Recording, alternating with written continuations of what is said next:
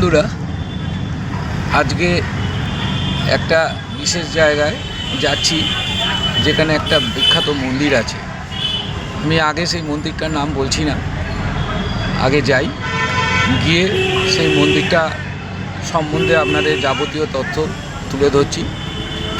এই মন্দিরটা কোথায় অবস্থিত, কী জন্য বিখ্যাত, কখন খোলা থাকে, সমস্ত কিছু আপনাদের সামনে তুলে ধরছি।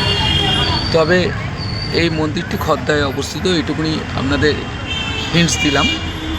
আশা করি আজকের ভিডিওটা আপনাদের ভালো লাগবে। তাহলে চলুন শুরু করা যাক।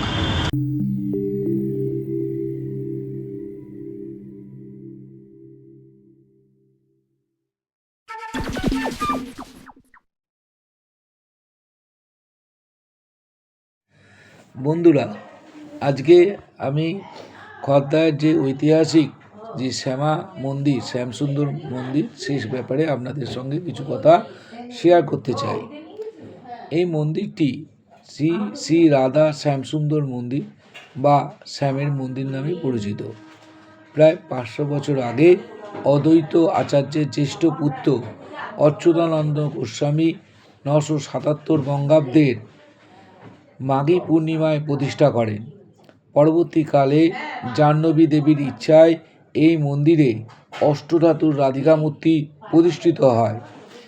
খদ্দার ঐতিহাসিক শ্রী শ্রী রাধা শ্যামসুন্দর জিউ মন্দির বা শ্যাম মন্দির সাধারণত প্রতিদিন ভোর 7টা থেকে দুপুর 12টা পর্যন্ত এবং বিকেল 5:30 থেকে সন্ধ্যা 7:30 পর্যন্ত দর্শনের জন্য খোলা থাকে। সকালে আরতি 5:30 হয় এবং সন্ধ্যার আরতি সন্ধ্যা 7টার সময় অনুষ্ঠিত হয়। খদ্দার ঐতিহ্যবাহী শ্যামসুন্দর মন্দিরটি রাধা শ্যামসুন্দরের নিত্য ভোগ নিবেদন করা হয়। এখানে প্রধান প্রসাদ হিসাবে ভগবানকে যে সুস্বাদু ভোগ দেওয়া হয় তা সব নিরামিষ, অন্ন, ডাল, সবজি এবং বিভিন্ন মিষ্টান্ন যেমন নাড়ু, বাতাসা ইত্যাদি ভক্তদের মধ্যে বিতরণ করা হয়। খদ্দায়ের ঐতিহ্যবাহী শ্যামসুন্দর মন্দিরের সবথেকে জনপ্রিয় এবং বিশেষ উৎসব হল রাসযাত্রা। প্রায় 400 বছরের পুরনো এই মন্দিরে রাস উপলক্ষে এক মাসব্যাপী মেলা বসে। এছাড়া মাঘী পূর্ণিমার বার্ষিক উৎসব, দোলযাত্রা, ঝুলন যাত্রা এবং জন্মাষ্টমী এখানে ধুমধাম করে পালিত হয়। রাজ উৎসবের শেষ দিনে এখানে খিচুড়ি লুট নামে একটি অনন্য ও জনপ্রিয় প্রথা রয়েছে।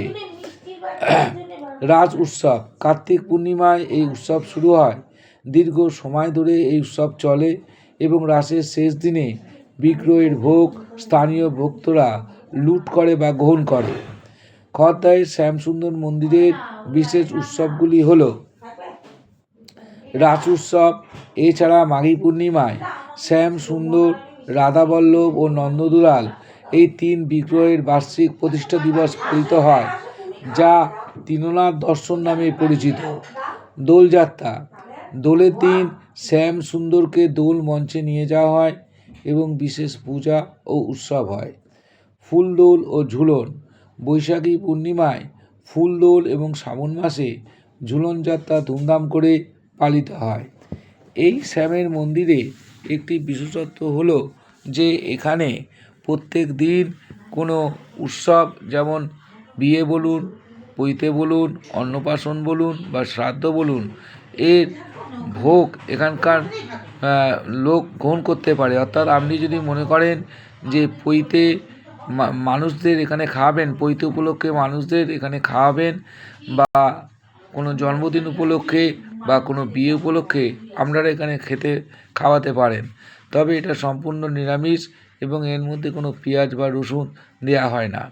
এবং এটি একটা দারুণ জনপ্রিয় মন্দির এবং যেহেতু এটি খুব কাছেই আপনার লঞ্চঘাটের বা ফেরিঘাটের খুব কাছেই অবস্থিত, সেই জন্য প্রচুর দূর দূরান্ত থেকে এখানে আসে।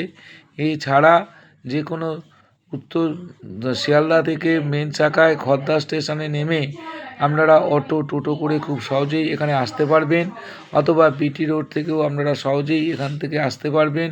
এটি গঙ্গা নদীর তীরে অবস্থিত একটা সুন্দর একটা মন্দির এবং এই মন্দির সকলের কাছে জনপ্রিয়, বহু পুরনো, এবং সেই জন্য এই মন্দির এত বিখ্যাত হয়ে আছে। লোকের কাছে শোনা যায় যে শ্যামা মন্দির বা শ্যাম মন্দির খুব জাগ্রত, অর্থাৎ এখানে যে রাধাকৃষ্ণের যে বিগ্রহ আছে তার কাছে যদি আপনারা মানত করেন ভক্তি ভরে, সেই মানত কিন্তু আপনাদের পূর্ণ হবেই।